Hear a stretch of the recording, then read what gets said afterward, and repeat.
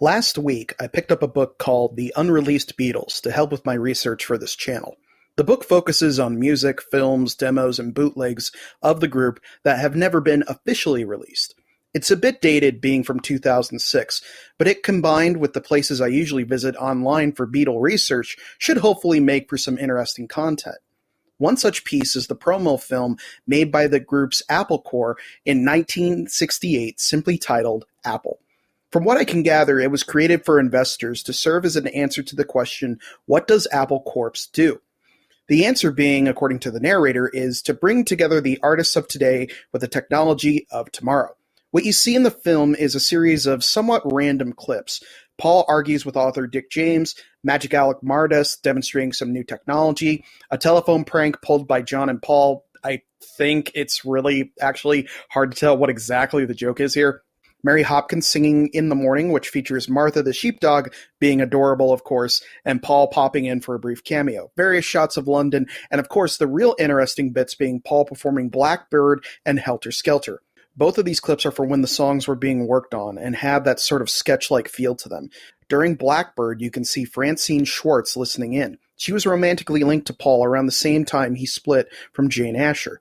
You can also spot George Martin lending a hand to the process. If you're like me and you have enough knowledge of the Beatles to get a certified degree, you can now make that a reality. The University of Liverpool in September began offering a master's degree in the Beatles, music industry, and heritage. The course seeks to evaluate the cultural, historical, and of course, musical impact of the band and how that has affected our society. They also will be tying in the group's tourism impact on the city of Liverpool. The course is taught in 3 semesters and includes the classes studying the music industry, the Beatles Liverpool through 1966, the Beatles in the 20th century, heritage and legacy, the Beatles Liverpool 1967 to today, the Beatles in the 21st century, the Beatles and cultural planning, and then finally a Beatles dissertation. A full-time student can complete the course in 12 months, and a part-time one can complete it in 2 years. The course will also include lectures and visits to historical Beatles sites. I think what I like most about how they're structuring all this is it's not just the history of the band. It's how they were shaped by where they lived, what they did with that, and how we can apply that to our society and culture today. In many ways, the creation of this program feels like validation that they were more than a band. They were a historically significant artistic movement. As to be expected, though, the program isn't cheap, with international students paying a whopping 20,000 British pounds for it all. I think for that price, I'll stick with the time I won a Beatles trivia contest on a cruise as my certification as a Beatle expert. So what do you think about all this? Would you take this course? What do you think about it overall? Are you in this class right now and watching this video? And if you are in the class, or if you took the class, do you think that you would pass? Let me know in the comments below. You may have noticed in some early photos of the Beatles, George is sporting a black eye. The source of this injury dates back to the 19th of August, 1962. It's an important date in Beatles history. It would be the first show that Ringo played as the group's new drummer at the Cavern. Ringo had sat in as a temporary drummer at several shows, but now Pete Best was out and Ringo was in. The public was less than happy with this change. The Beatles already had a huge local fan base, and the idea of replacing a member sent them into a near riot. People were passionate about the group long before their first album had been released, and Beatlemania had been declared a worldwide pandemic. According to some sources, girls were crying outside the venue, screaming in agony for their lost Pete. Inside the club, things did not get much better. Pete supporters chanted, "Ringo out, Pete in," among other things. They caused such chaos and noise that the group couldn't even play, something that would be repeated years later, although that would be due to cheers rather than jeers. Ringo just tried to power through, as did John. Paul tried to talk the crowd down, while George decided to get a little bit more physical. At some point, heated words were exchanged between George and a man named Mickey Flynn, who got in a good shot. The group did finish their set, but it would be a while before the Cavern fans were won over by the new drummer. It's a great story in that it shows the loyalty on both sides, the crowd backing Pete and the reputation that he had established, and George defending his friend and bandmate, knowing that he was a replacement, quite literally, worth fighting for. This story and the fallout of Pete being replaced is one that has long been discussed by Beatle fans. While many of us can't imagine the group without Ringo, it's crazy to think that there was a time when the same was thought for Pete. Now we know Ringo was worth taking a punch in the face for. When the Beatles began work on the Anthology project, it was decided to record new tracks based on John Lennon's demos. For Anthology 1 was Free as a Bird, and for Anthology 2 was Real Love. For Part 3, there was going to be another track. Paul said, "There was one more that we didn't do, which was a pity. It didn't have a very good title. It needed a bit of reworking, but it had a beautiful verse, and it had John singing it." That song was titled Now and Then. There were many factors that went into it being scrapped. The first being the source of the demo itself.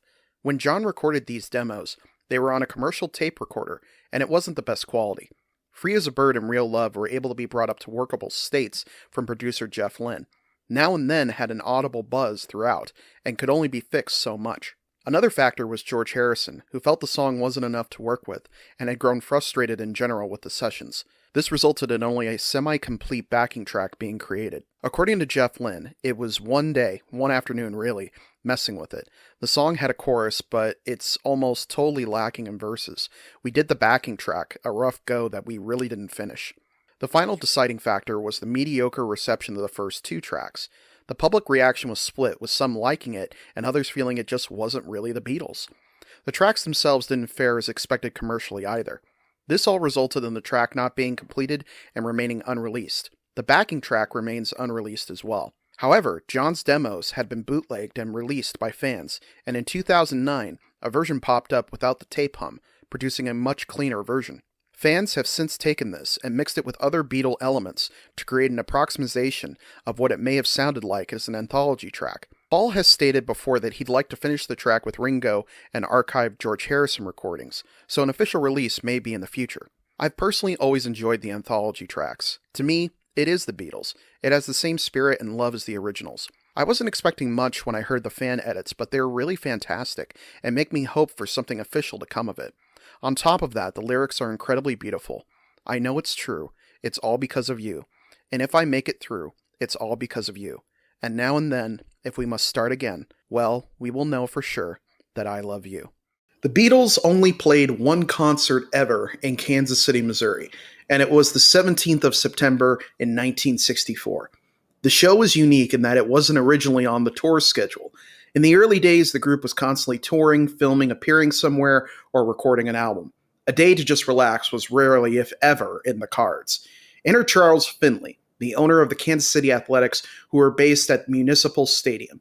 Finley was a controversial figure to the people of Kansas City. His team had a terrible losing streak, and he tried many gimmicks and stunts to get people to visit the stadium, such as forcing the team to wear ridiculous colored outfits, having them ride mules to the game, and even having sheep graze on the field. When he got the idea to have the Beatles play the stadium, it was, of course, with ulterior motives. He coined a slogan for the show saying, "Today's Beatles fans are tomorrow's baseball fans." Even how he got the group attracted ire from the public. The team wasn't doing great and didn't exactly have money rolling in, so the idea that he would use some funds to entice the band did not sit well.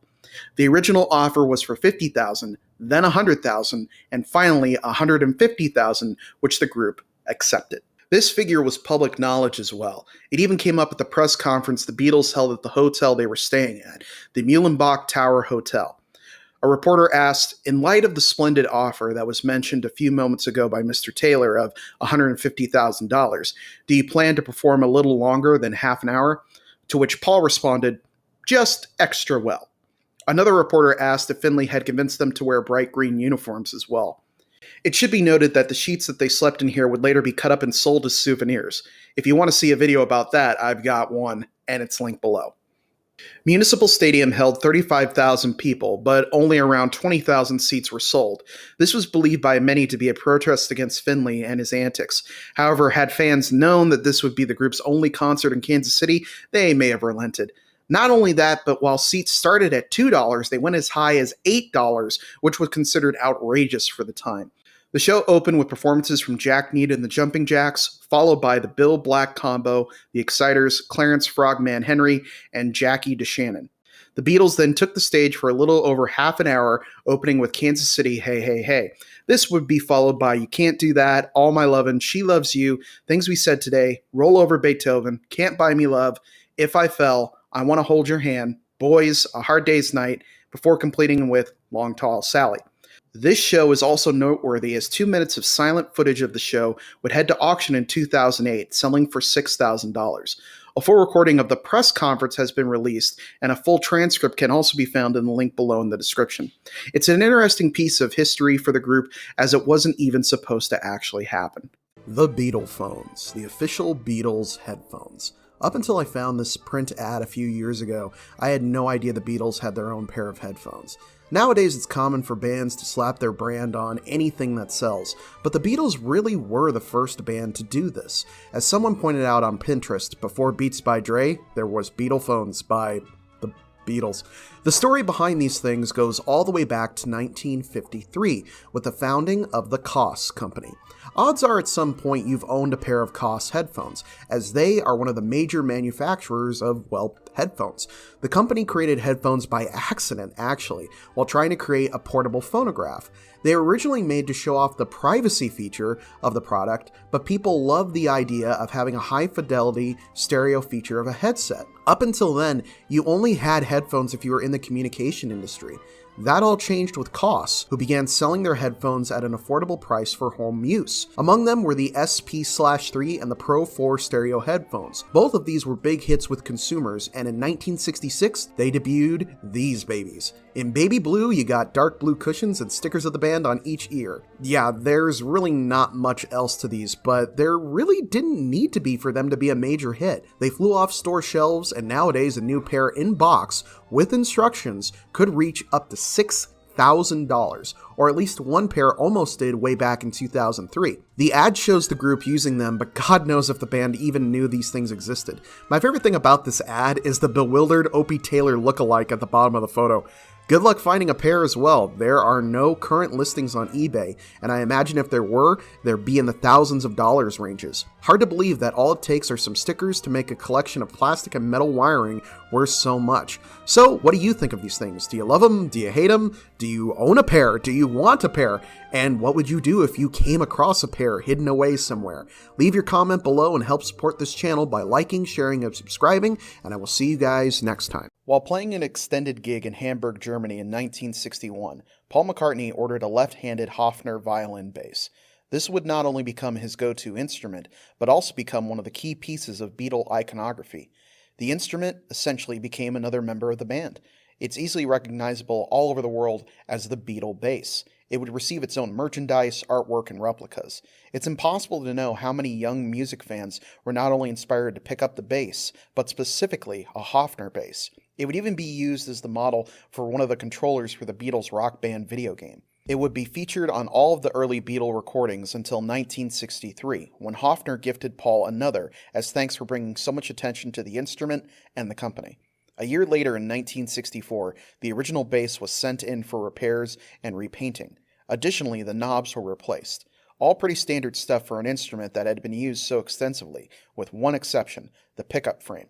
The bass had two pickups that would ordinarily be held in place by two separate frames. The repair resulted in both pickups being housed in one frame.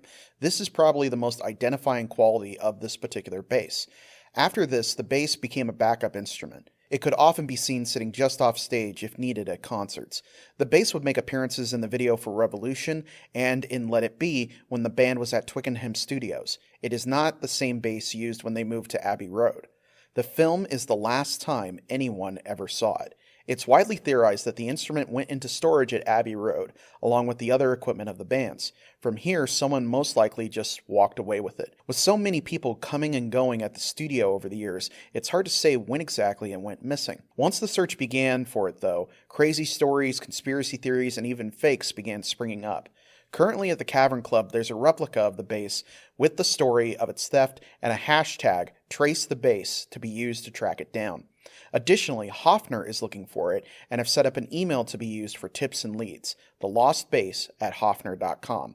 I'm not sure if anybody who watches my channels has any idea of where it may be, but you can use the hashtag and email if you do. It's such an important piece of not just Beatle history, but history as a whole. I often imagine it showing up like the beginning of Close Encounters of the Third Kind with all the planes. The bass and all the other famous lost instruments of time just appear in the desert with no explanation.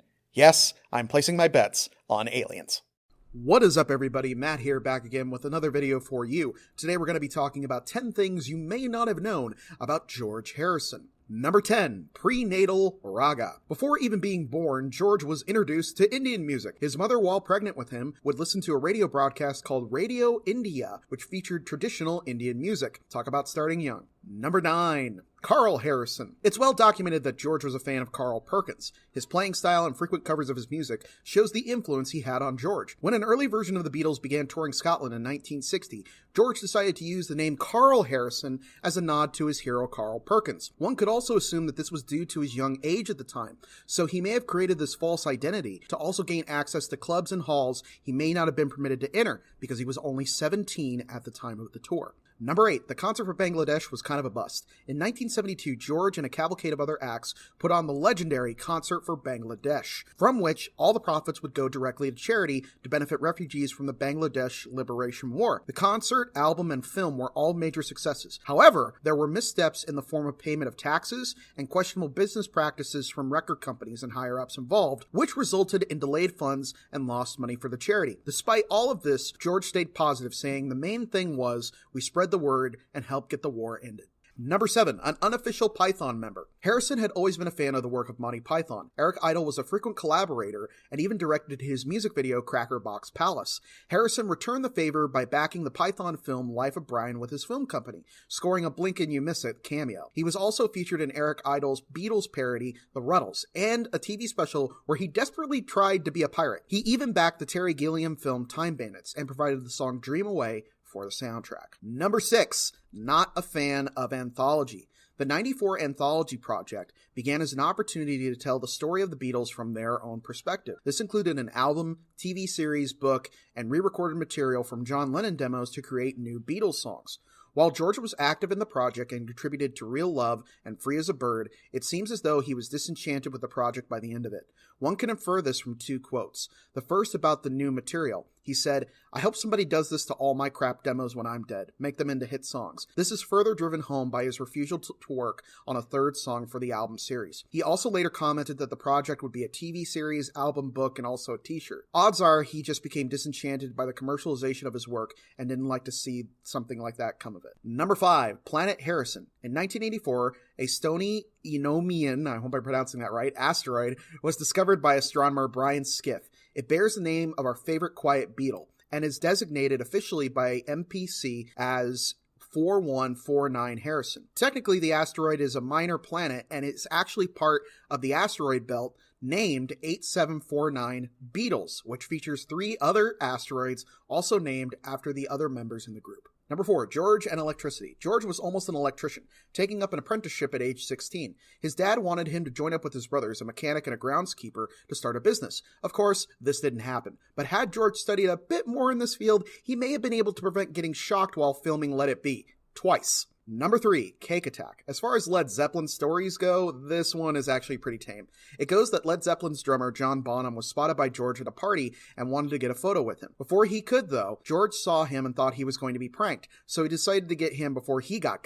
George found some cake and nailed Bonham with it. They both started laughing, and Bonham then grabbed George Harrison and threw him in the pool. Number 2, George and Cirque du Soleil. The Beatles' Love is one of the most popular Cirque shows ever produced, and it may never have come to pass had it not been for George. According to the amazing documentary film All Together Now, which details the creation of the project, Cirque's founder, Guy Lalabate, says the origin of the show came from meetings he had with George Harrison. It's not surprising, given that George was a fan of the group and their work, having taken Paul to see O previously. While he didn't go into details with Guy, the show has his family's blessing and involvement and is still running today in Las Vegas. Number 1, Love One Another. George's final words before he passed in 2001. A fitting and loving message of peace. It could easily be said that if George had one true desire, it would be for all of us to find peace with one another. A message to all of us to remember our humanity and love of our fellow man. It's hard to believe, but there was a time when no one knew about the Beatles. Even more so, there was a time when people knew about the Beatles and thought that they wouldn't sell any records. Obviously today we know that anything Beatles related is basically a license to print money, but back in 1963, in the United States at least, this was much less clear. The American branch of EMI Capitol Records didn't see much in the boys from Liverpool, and were uninterested in the group. The band was still pushing for a US release and eventually found it with a company known as VJ. VJ was an independent record label owned by a husband and wife, Vivian and James Bracken. Originally, VJ wasn't interested in the Beatles either. The group came part of a sort of a package deal with another artist, Frank Eifeld. VJ wanted to purchase the rights to Frank's #1 single at the time in England, I Remember You, and the Beatles kind of came as the bonus. VJ's plan was to make a direct copy of the album Please Please Me and sell it in US markets. However, there was a bit of an issue with the current status quo of records in the States at the time. The UK release of an album had 14 songs, and most, if not all, US albums had 12. Adding to the fact that the title track and Ask Me Why were not successful as a single release, these two songs were cut. The title was then changed to Introducing the Beatles. Additionally, an edit was made to I Saw Her Standing There. The US engineer cut off Paul's 1, 2, 3, but left in his 4. Everything was in place to be a standard release when money troubles arose. The label's president was a compulsive gambler and used some of the company's funds to cover his debts. This would cause VJ to temporarily close due to insufficient funds to operate. During this time, Capitol announced that they would begin promoting the group and releasing their material. Desperate for money, VJ decided to release the material that they had and deal with any legal fallout later. While most of the material had been printed for the release, there was no back cover for the album. This resulted in 3 different editions in its initial run. There was a version with an ad printed on the back for other artists on the label, one containing info on the music, and a version with absolutely nothing on it at all. Not too long after this release, in January of 1964, the company was served a cease and desist from Capitol, claiming they owned the rights to the songs Love Me Do and P.S. I Love You, which had yet to be released as singles, something Capitol planned to do themselves. VJ quickly created a version of the album that didn't have these songs and re-released the album. However, some versions still list these songs on the packaging. This wasn't enough for Capitol, though, who continued to sue VJ. In between being ordered to stop pressing, VJ would quickly create batches of these albums for sale. As a result, 2 more versions would be produced. One would be the Beatles versus the Four Seasons, which featured the 2 records from the respective groups. The other was the more bizarre Songs, Pictures, and Stories of the Fabulous Beatles. The packaging boasted, "Look Inside, complete story of their favorite male and female singer, their favorite foods, types of girls, sport, hobby, songs, colors, real name, birthplace, birthdays, height, education, color of hair, and eyes." It only got weirder with the descriptions of each member being Paul as the nut, John as the chief, George as the one with the deadpan face, and Ringo, the shortest, who will send his steak back if it's not blood red. It also included a picture of Paul, but labeled him as George. There were also little hearts under each member that you could put your own photos in. Needless to say, with all these different versions, the rise of the band's popularity, and the collector's market in general, each of these versions would become highly sought after. Original releases and editions can fetch thousands of dollars if they're the real McCoy. That said, there are a lot of counterfeits that are out there. These can be spotted by a few telltale clues, but the most noteworthy being the absence of a shadow for George Harrison. This one little company's release became, for many, an introduction to the greatest band of all time. VJ would end up losing the Beatle war, but would find success with other releases and continue to exist in one form or another. It's an interesting footnote in Beatle history. So, what do you think about this? Do you have a copy? And if you do, which version of it do you own? Thank you guys so much for watching. If you have a suggestion of what I should talk about next, please leave your comment below. Thank you again so much for watching, and please help support this channel by liking, sharing, commenting, and subscribing, and I will see you guys next time. The story of how the Beatles cartoon show came to be begins in the newspaper. Odds are, if you've ever read a comic strip, it belongs to the company known as King Features, a division of the Hearst Company. King is known for their comics, puzzles, and cartoons. The animated division of King began in 1960 under the direction of animator Al Brodax. Brodax had just come off working for Paramount for their animation department. The story goes that after seeing the band perform on The Ed Sullivan Show, he approached the group with an idea for an animated series. This series would later be picked up by ABC. While the Beatles wouldn't be the first celebrities ever animated, they would be the first ever to have their own animated series. The episodes were produced in 3 studios: TVC Animation in London, Artanza Park Studios in Australia, and a studio in Hollywood. Some of the teams were even supervised by John Dunn, an Oscar-nominated animator who had previously worked at Disney. Also working on the series was George Dunning, who would later team up with Al Brodax for the 1968 film Yellow Submarine. The Beatles themselves had really nothing to do with the series outside of the use of their music. Their depictions in the series were based heavily on their first feature film, A Hard Day's Night. both in look and characterizations. The voices of the band were provided by only 2 actors, Paul Frees as John and George, and Lance Percival as Ringo and Paul. Paul Frees is well known for his Disney roles, including the ghost host in the Haunted Mansion attraction. Lance Percival is probably best known for another Beatles-related role, Old Fred in Yellow Submarine. The episodes had a simple format, with 2 stories each being based around a song. They also included sing-along segments. The group found themselves in tons of crazy cartoon situations across the 3 seasons and 39 episodes. The series ran from 1965 to 1967 and was a ratings smash. And while the show was a hit with audiences, the group themselves initially didn't care much for it. So much so that when they found out the same team would be creating their animated feature film Yellow Submarine, they decided not to provide the voice work for it. It was only after they saw the film, and were so impressed by the animation and storytelling, that they decided to film their cameo that was featured at the end of the film. Over time, all of the Beatles warmed up to the show, with John Lennon even saying he still got a blast out of watching it. In the 1980s, the show went into syndication on cable, with channels like MTV and Disney airing it. While the show may have since disappeared from airwaves, that hasn't stopped collectors and fans from keeping it alive through tape sharing and the internet. The design of the show is featured on countless pieces of merchandise, ranging from t-shirts to action figures. Most people who got to see the show share the same memories as the band. Silly, but harmless fun. So where is the show now? In the 1990s, the rights were bought back by the Apple Corporation, and it has since been sitting in their vaults.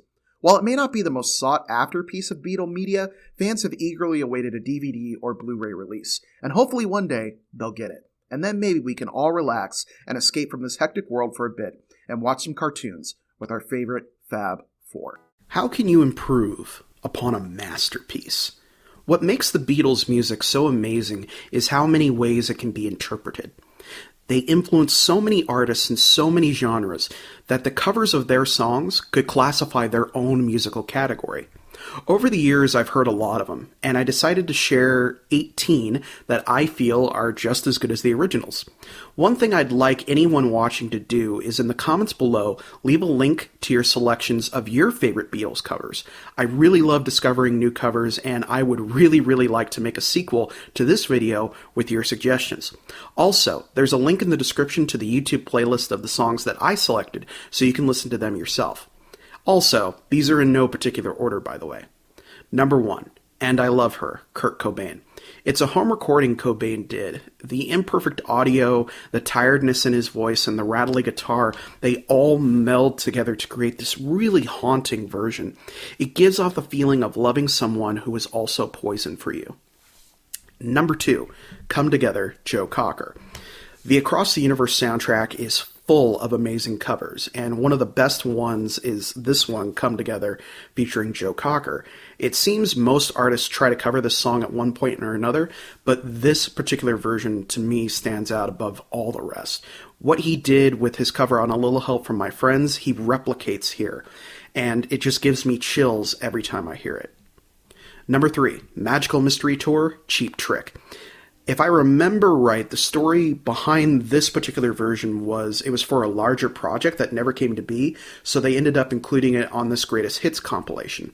Cheap Trick modeled a lot of their sound after the Beatles. I mean, they even covered all of Sgt. Pepper, and that's evident on here. And there's just so much great energy and production design and guitar work and just great instrumentation on this track. There's just an energy there that is absolutely unmatched in other versions. Number 4, While My Guitar Gently Weeps. Tom Petty, Jeff Lynne, Steve Winwood, Danny Harrison, and of course, Prince. This was one of those versions that you're listening to it or you're seeing it and you think it can't get any better. And then Prince comes in with the solo at the end and just obliterates it. This was part of the Rock and Roll Hall of Fame's tribute to George Harrison. And they put together this super group, and oh my God, it is so amazing. A friend of mine one day told me, you need to hear this. And since then, I recommend this track to everybody. What Prince does with the final solo, I don't think can or should ever be replicated. It goes beyond words. And when he throws his guitar up at the end, I've never been able to figure out where it went. It is so cool. And you can see the other musicians on stage watching Prince just destroy this solo at the end, and they just can't believe it. I mean, the look on Danny Harrison's face really does say it all. It's an incredible track. It's really good. Number 5, A Day in the Life, Jeff Beck. While this one was featured in Across the Universe, it wasn't on the soundtrack release, and I think it was even recorded for another album, and it wasn't even featured on that either, so I don't know. But it's an instrumental cover, and it exudes all the emotion and power of the original track, and it showcases what an absolutely amazing guitarist Jeff Beck is. And he's performed this track live as well, but I think this studio version really captures lightning in a bottle. It's really fantastic. Number 6, Lovely Rita, Fats Domino. Fats Domino was a major influence on the Beatles early on in their career, and you can hear that when they met for the first time. Fats Domino said, "I didn't get to meet the Beatles, they got to meet me." So he's just really cool. He always kind of had that sense of fun in his music, and you can hear it in his voice. We often talk about, you can hear someone smiling when they speak or sing, and it adds so much to the song. And you can hear on this track, Fats is definitely smiling. And he did a number of covers of their work, but this one almost sounds like something that he would have recorded first, and then they would have done their version on it. It's hard to explain, but if you listen to it, it'll all make sense. Number 7, She's Leaving Home, Richie Havens. He's another guy who frequents the Beatles catalog, and there is such a genuineness in this cover. You know, he really understands the emotion of this particular track, and it almost feels like, again, like the Fats Domino track, that it could have been the original release, and then they did their own version. I love the strings of the original, but something about just his guitar just adds to the heaviness of the whole thing. You really believe that his heart is breaking in this particular track. Number 8, Strawberry Fields Forever, Hasty Dixie. Now, Hasty Dixie is an amazing group, and they cover a lot of artists with their own bluegrass country style. And when I first saw that they had done this Strawberry Fields, I was a little skeptical, but they take it and they make it their own. And that's what's so cool about it. They're not trying to sound like the Beatles. They're doing their interpretation of the piece, and it works out so incredibly well. And the fiddle work on here is just amazing. They really saw that thing. And it adds a whole new perspective to the piece. It's a really great example of, it's not the story, it's the storyteller. And that works so well here. Number 9, Sgt. Pepper's Lonely Hearts Club Band, Jimi Hendrix. This one I heard when I was really young, and it always stuck with me.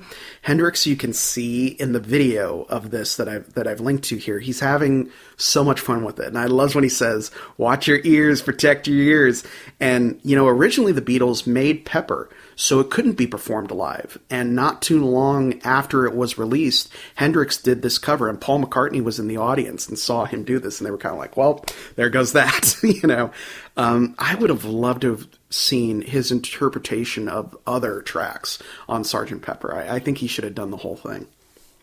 Number 10, Let It Be, the extended version from Across the Universe as well. Carol Woods, who's the lead female vocal on this, destroys it. She is so good. Her voice is just so incredibly powerful, and it gets to an emotional level that I think far surpasses the original. And there are 2 versions of this track, and you want to make sure that you listen to the extended cut as you get her full vocals on this. This version is one, for me personally, I always put on whenever I've had a bad day or I've got something in my mind, and I need to be comforted. I need to know that it's going to be okay. And this is the version I listen to. It has real comfort in it, and it's really genuine and real. Number 11, In My Life, Ozzy Osbourne. I know this one is going to divide folks, but I really love Ozzy's voice. And it fits really well with this cover because you can tell it's coming from his heart. If there's anybody who has lived an incredibly full life and is so grateful for everything that's come with it, the good, the bad, the ugly, everything, it's Ozzy. And Ozzy is a huge Beatles fan, so I'm sure this was great for him to do. Ozzy has even said, when people tell me they don't like the Beatles, it's like them saying they don't like candy. You know, and I agree, Ozzy. I think it's impossible, you know. And it's so good and it's so heartfelt. There's a great live version too where it features Slash on the guitar, but the audio isn't too good, so I just linked the studio version. Number 12, back in the USSR, Lemmy, John 5, and Eric Singer. I mean, holy crap, what a trio for this track. Lemmy is another lifelong Beatles fan who actually saw them at the Cavern Club. That's crazy. That's so cool. This song always has a great rock and roll feel to it, but these guys, they just pay so much of a great tribute to it. And I love listening to music when I play video games, and this is one track, whenever I'm playing a racing game, I love to have it on because it just has so much power to it and speed. All three artists, they blend so well here, and I wish they would have done more together. It's so good. The album that it's on is called Butchering the Beatles, and it features a lot of great metal covers on it. I encourage you to listen to that as well, the whole thing. Number 13, Here Comes the Sun, Richie Havens. So Richie Havens performed Here Comes the Sun and recorded it multiple times, but the version that I've linked is my favorite. He does something really, really special at the end of it, and I don't want to spoil it for you, so make sure you check it out. You also get a real good look at his guitar technique here. It's simple, but it's so effective. A really, really great cover. Number 14, Got to Get You Into My Life, Chicago. It was a hard choice between this version and Earth, Wind & Fire's version, but this live cut, I've said it before with a lot of these tracks, they have this energy about them where you can just tell they're having a great time while they play. And Chicago is a powerhouse, especially in the early days, and it's definitely showcased here. They also did a cover of Good Day Sunshine that you should check out as well. I think they should have done what Cheap Trick did and do a full cover of All of Revolver. Number 15, Within You, Without You, Stephanie Dawson. Now, this is probably the deepest cut you're going to find on this list. Story behind this one is in about 2007, I was at a Half Price Books, and I found this CD that the magazine Mojo had put out for their Sgt. Pepper issue, and it was a bunch of artists covering the entire album. This track really stuck with me. It's mysterious, it's cosmic. You could easily picture this with footage of like swirling galaxies and planets and, you know, almost cosmos, like what with Carl Sagan is what I think of when I hear this track. And if you need to find mental peace, like you really just want to zone out, you need this track. Number 16, Helter Skelter, Rob Zombie, and Marilyn Manson. This one was released last year to coincide with their tour, and again, you know, many artists, especially heavy metal artists, cover this track. But this one, I think, captures the chaos and energy of the original so perfectly. The trading off of vocals is superb, and the guitar sounds like it's coming straight out of a nightmare. While the cover of Within You, Without You, puts you in a state of peace, this one is just great to bang your head to. It's thrash Beatles. It's so great. Number 17, I Am the Walrus, Oingo Boingo.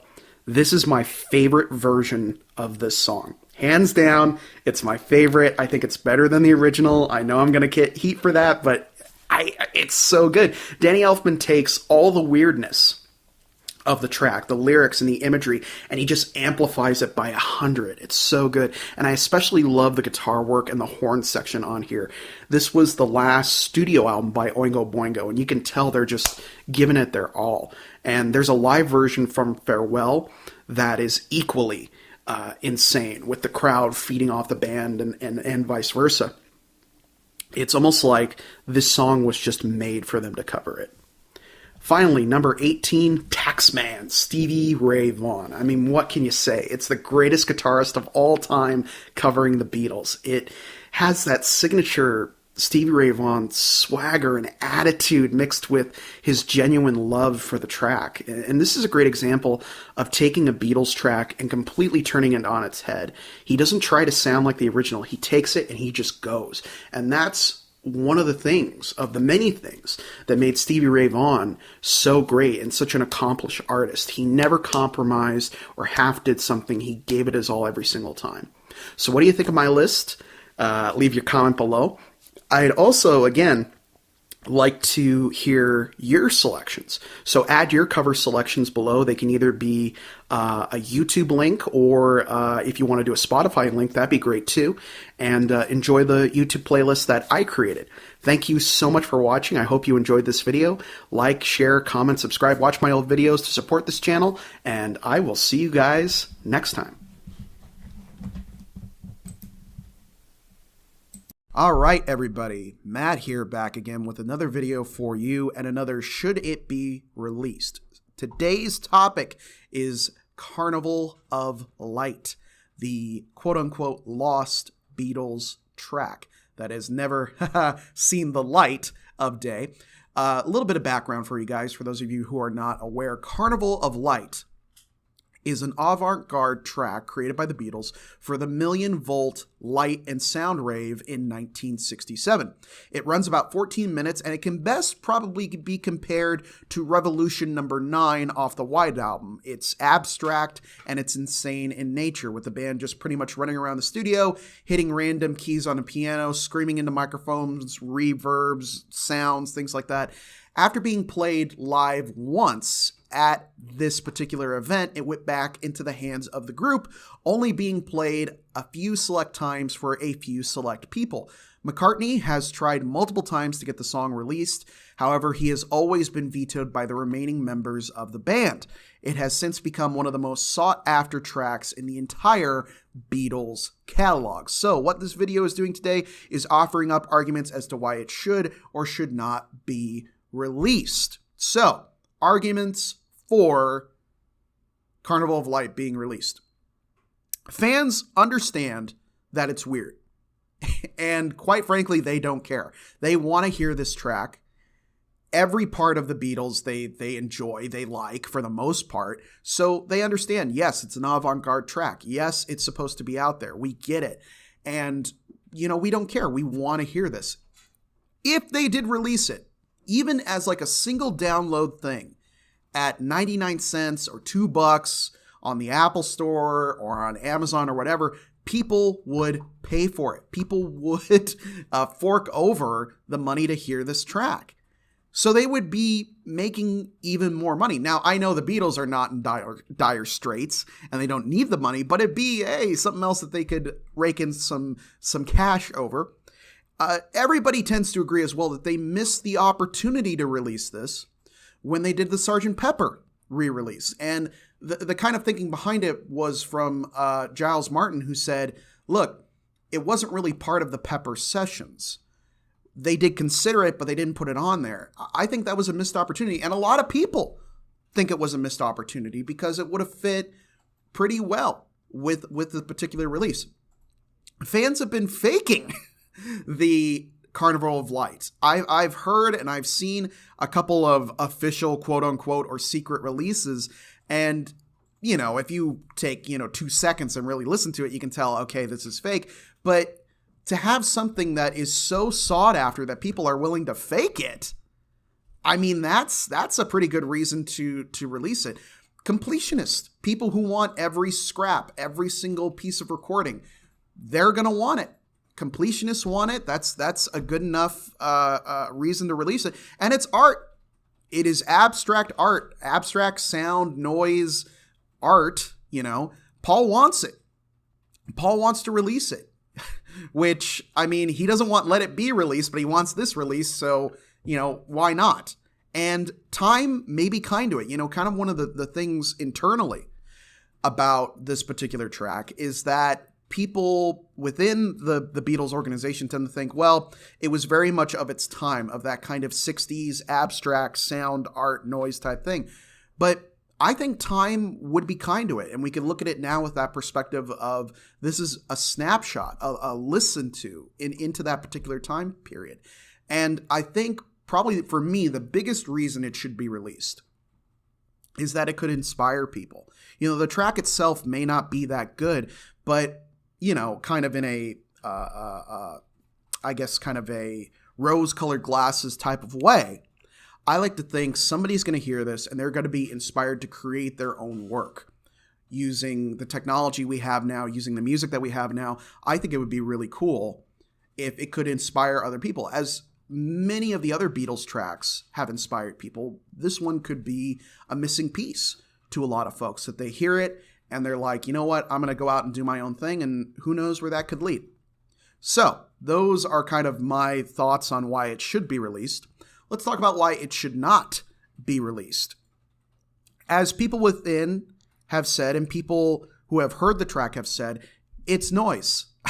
It is a cluster, you know what, of pianos, guitars, screaming, sound effects. It is literally just noise. You know, I think people have this misconception of, oh, a lost Beatles song. Well, it's not really a song. It's just a more insane version of Revolution Number 9. It's unpolished.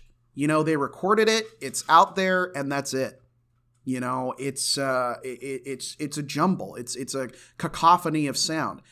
George Martin, Ringo, and George Harrison have all felt that it's not worthy of release. It's a scribble. It's a scrap. It's like seeing a napkin drawing by a famous artist. You know, you could look at it, but you're going to be like, really? They did that? And if those guys, people in the band, and the man who produced the Beatles' work felt it's not good enough, it may not be good enough, you know? Not only that, it's only one song. We're not talking about an album here. We're not talking about even a completed song with lyrics and stuff. There's nothing there from what I've heard. It's not even a missing puzzle piece. There's no link really to any other song, with the exception of the rumor that apparently you can hear some piano that sounds like the beginning of Fixing a Hole, which had not been recorded yet, by the way. You know, outside of that, there's really no other connections. You know, outside of fans, there's really no market for this. You know, the run-of-the-mill Beatles just listener is going to hear this and be like, well, that was crap. I'm never going to listen to that again. And let's be honest here. Completely 100% honest, even to the Beatles diehards out there, you're going to listen to this once, maybe twice if we're being kind, but you are not going to put this on and, you know, drive down the highway, windows down with this blasting. It's not going to happen. Maybe you'll play it on Halloween if you got a haunted house or something like that. You know, the agreement that the band entered, it's an inverted democracy. If other people don't want to do it, they can't do it. And that's what they agreed on. That's how this company is set up now. That if one person doesn't want to do it, they can't do it. Those are the rules, and there's nothing we can do about that. The other thing is this may be looked at harshly as a cash grab. You know, how dare you charge us $1 or $2 for one track that isn't even that good, that people in the band didn't even want out there, okay? It may be looked at as a cash grab, and nobody wants to look like that. So those are kind of the arguments I've heard on both sides over whether or not this track should be released. So sound off in the comments below whether or not you think it should be released. I can personally see both sides. Part of me wants it just so I could say I heard it. But the other part of me completely understands that it's something that I think in a lot of ways has been puffed up to be something more than it really is, making a mountain out of a molehill, that people are like, oh, Carnival of Light, a lost Beatles track, you know, we got to hear this. Maybe we don't. You know, maybe this is like the Beatles version of the Ark of the Covenant, where when we listen to it, our faces melt off and stuff, you know, something man was not meant to hear, you know, type situation. But that said, do you think Carnival of Light should be released? Yes or no? Have you heard Carnival of Light? Are you one of those lucky few who has heard the track and can say yes or no, or you know somebody or whatever? Leave your comments below, like, share, and subscribe to this video. I will see you guys next time. Thank you so much for tuning in. Give My Regards to Broad Street is a 1984 album and film starring Paul McCartney. The film was directed by Peter Webb and was written by Paul McCartney. Today we'll be taking a look at the film, the soundtrack, and its lead single, No More Lonely Nights. The film is a sort of rock and roll fantasy about a day in the life of Paul and Linda McCartney. They're working on a new album when it's revealed that the master tapes for it have been stolen. They need to get the tapes back to the studio by midnight, or the studio will be taken over by the evil Mr. Wrath. Throughout the day, Paul, Linda, and Ringo record, rehearse, and film music videos. Sprinkled throughout are bizarre fantasy sequences where Paul daydreams about the events of the day. By the time evening hits, the tapes are still nowhere to be found. Paul goes to Broad Street, finds the tapes, and gets them back just in time. Then it's revealed that everything we just saw was a dream. They Shyamalan'd us!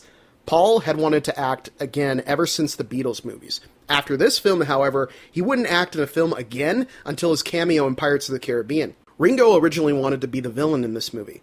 The film was actually based on a real event where Paul lost a recording tape during a traffic jam. During the film, Paul pretended to be a street musician, and some people actually stopped and gave him money, not realizing that it was him. The film was made for about $9 million, but only brought in about $1.4. Peter Webb never directed another film. There was a ZX Spectrum and a Commodore 64 video game based on this movie. The short film Rupert and the Frog Song was shown after the film while in theaters. The film has only seen a VHS and Region 1 DVD home release. The soundtrack is made up of remakes of Beatles songs, solo work, and some new material. The album was recorded between December of 1982 and July of 1984. Paul reunited with George Martin to produce the album. Originally, Paul wanted all the material to be recorded live during the film, but Martin convinced him that this was a bad idea. He then suggested that they do what was done on the Our World performance with the Beatles, that they have pre-recorded tracks that the acts would then perform live with vocals and instruments. They would then mix all these tracks together to get the best take. Ringo didn't particularly care for this idea. He didn't like the idea of having to choose which of his tracks was the best. The Beatles' tracks were heavily reworked to differentiate them from the original tracks. Fan reaction to the album, specifically these reworkings, has been mixed throughout the years. The standout track and lead single was No More Lonely Nights. It was the last song recorded for the film, and it was done in one 3-hour session. For the track, Paul brought in legendary Pink Floyd guitarist David Gilmour. Gilmour had a great time with the piece, and told McCartney to give his musician's fee to charity. The single release also featured a play-out version on the B-side. Most would agree that this is probably the best thing to come out of this film, and the soundtrack as well. The single did really well, much better than the actual film. With the soundtrack, there was a controversy, as the vinyl release was shorter and actually advertised the CD version that it had longer tracks and extra material. This upset many fans who either didn't have a CD player at the time or felt that they had to buy the album twice in order to get the full experience. Overall, I still enjoy this film. It's a guilty pleasure. It's bizarre, sure, but it's harmless. Paul's so charming you can forgive it. If you're a Beatles fan, check it out. It's weird, it's wild, just enjoy it. It's stupid. Thank you guys so much for watching. If you have an idea of what I should talk about next, please leave your comment below. Thank you guys so much for watching. Please support this channel by liking, sharing, commenting, and subscribing, and I will see you guys next time. The Beatles in Manila.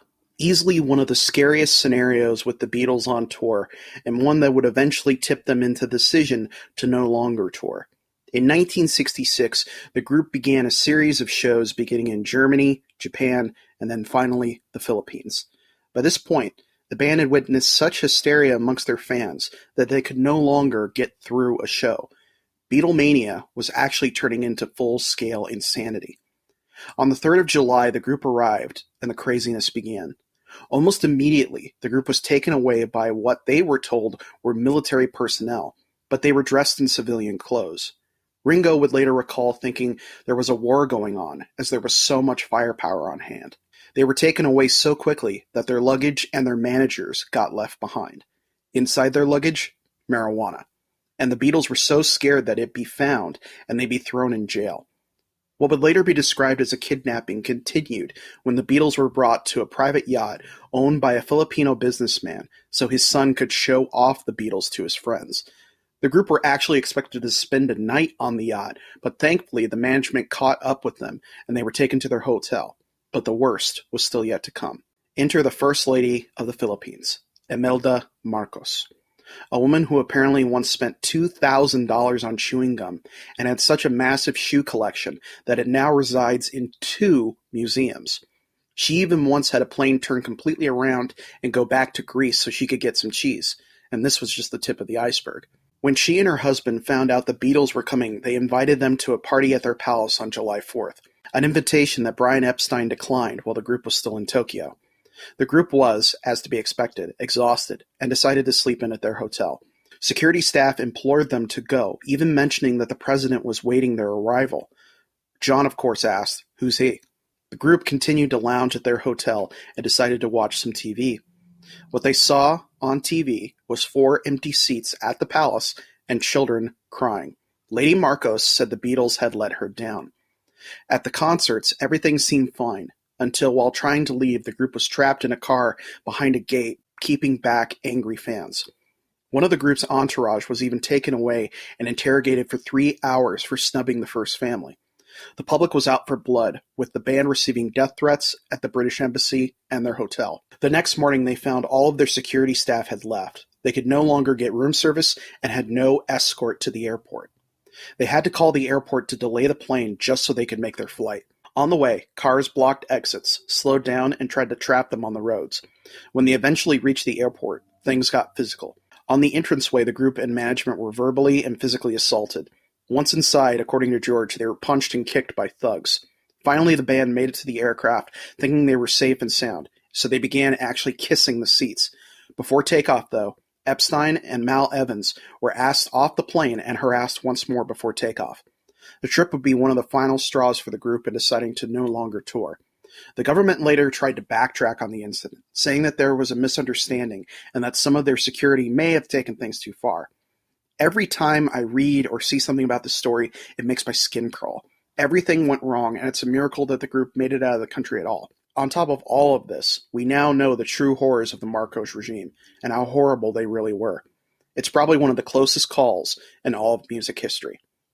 Thank you so much for watching. If you have a suggestion of what I should talk about next, please leave your suggestion below. Thank you again for watching. Please help support the channel by liking, sharing, commenting, and subscribing, and I will see you guys Content next on this time. channel is made possible from viewers like you. Help the channel grow by supporting me on Ko-fi, which you can find a link to below. You can also help by liking, commenting, sharing, and subscribing. Thank you again for watching, and I will see you guys next time.